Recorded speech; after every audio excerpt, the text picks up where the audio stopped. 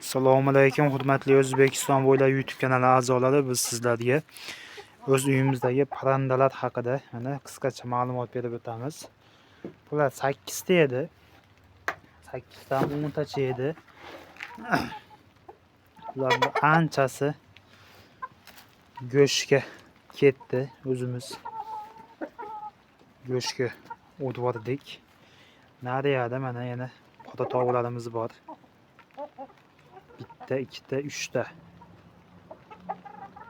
Bulardan tashqari yana chiroyli jo'jalarimiz ham bor. Hozir ularni ham sizlarga ko'rsatib o'tamiz. Men qizim Simon Shovoning. Ketdik, yuring jo'jalarga.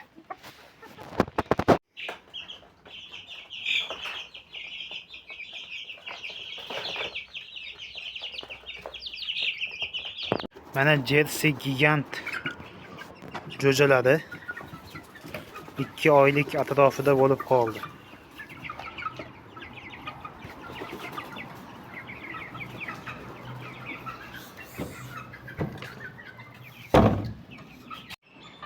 Mana adashmasam 2 oylik atrofida yanvar oyining o'rtalarida ochilgan bo'lsa, biz sotib olganmiz buni. Yanvar oyining oxirlaridan keyin sotib olingan adashmasam. Fevral oyi to'liq. Hozir mart oyining boshi. Qora Jersey gigant degan zot ekan bu. 2 oylik deb aytamiz endi. Hozir o'zimiz oddiy anjan qorani 1 oylik emas ekan. 20 kunlik jo'jalari bor. Mana do'stlar, uyda baqilayotgan anjan qora fevral oyining 10-larida chiqqan, hozir mart oyining boshi 20 kun atrofi bo'lib qoldi.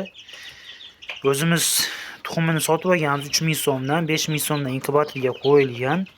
Bitta tuxum 8000 so'mdan tushgan. 30 ta tuxumdan 24 ta oshib chiqdi hamda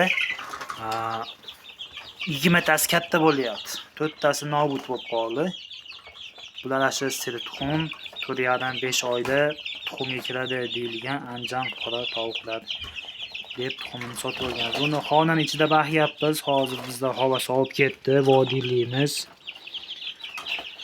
Iloji yo'q, xonaning ichida sharoit qilib baxyapmiz. Bularga hayit arafa kunlari xudo xohlasa chiroyli sharoit qilinishi kerak endi.